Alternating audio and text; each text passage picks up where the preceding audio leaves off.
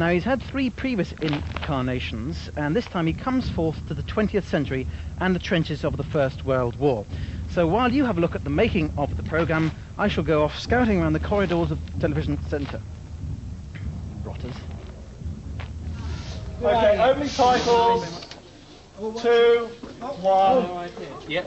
I think Baldric has got stupider and stupider as the centuries have gone on. In the first series, he was actually the brightest out of Baldric, Percy and Blackadder. And then he got a bit stupider. And now he's terminally stupid. It's impossible to see how he actually gets through a day. You, just remember to look the other way, okay? We're going to get 5, well done. 4, 3. Yeah. I don't find it terribly difficult to be stupid. I spy with my little eye something beginning with M. Oh,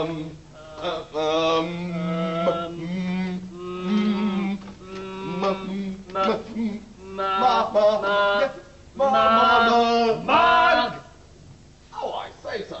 We wanted a place and a time that could reproduce to a certain extent the claustrophobia and the sordidness of medieval England. And the best way to do that is to set it in the middle of a war. It seemed the perfect place for the kind of plots that we like in the Blackadder, where the Blackadder thinks that he's going to get out of trouble by doing a cunning plan, and then gets into more so. Good sitcoms, so the common wisdom goes, are set in places where people can't get out. Porridge in prison, Fawlty Towers, Basil's trapped with a ghastly wife that he can't escape from, and a business which is obviously going bust, but which is his only livelihood. And we've set ours in a trench dugout, and there is only 2 ways to escape. One is forward to the German machine guns, the other is backwards to the British firing squads. The producer is basically a man who has no talent whatsoever, except the talent to criticise everyone else's talent. I hate to raise this, having worked on it for 3 hours, but do you think it's a very good joke, this Orders Hughes, since you suggested it? This was nothing to do with me. It was. It was nothing to do with it. It was up on the board. I just read it out. It's a good joke. It's Oh, just it's that all the right. It's medium good. wasn't It's good. working. All it was the periscope wasn't quite good. So, because right at the end of the word, an order for 6 lengths of Hungarian crushed velvet curtain material. That's good. You know, it's something. 6 lengths of Hungarian crushed velvet Just after the curtain material in cerise and banana. We don't do any rehearsals like actors are supposed to do, going over the thing again and again and again, learning your words. All we do is argue about the best way of doing it. I'm still labouring under the belief that no one ever ordered anything by the phone in 1917. I may be wrong. It wasn't that kind of culture, was it? It was not a telephone Certainly ordering not culture. below rice. The rehearsal process is a big chunk of what makes Blackadder funny, I think, because we have a business called tweaking, or sometimes known as plumpening. If someone says, I'm going to the general, and somebody else has the line why, and then let's say Blackadder has a reply, we'll attempt to pep up why, say, odds bods, I was confused as a man who's had his head cut off, and put on the wrong way round. I have to say that the writers are saintly men who put up with an awful lot of brutality. Richard Curtis's constant cry to me is, you wouldn't do this to Shakespeare. And I said, I think I would. I think a lot of those plays are far too long.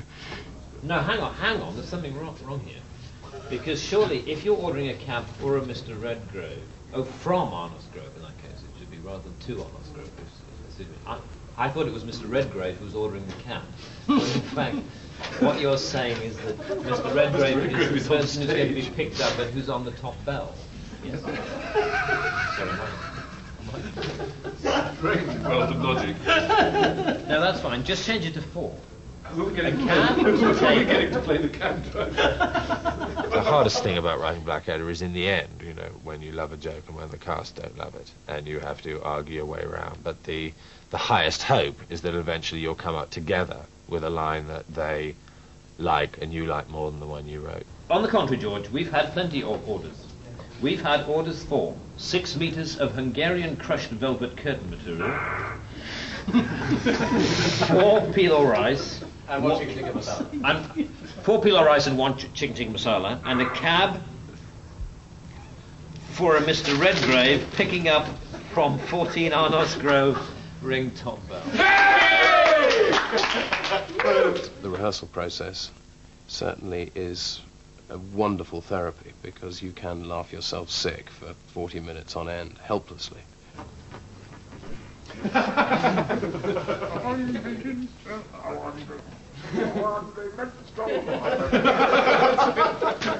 Come and join me, Stephen. Come on, come over here.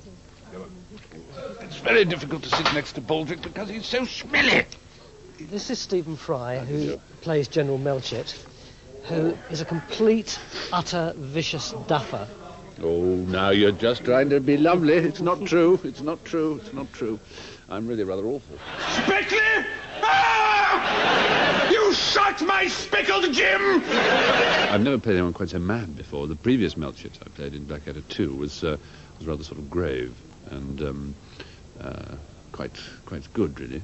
Grey, I suspect, Majesty. I think you'll find it was orange, Lord Melchett. Grey is more usual, ma'am. Who's Queen?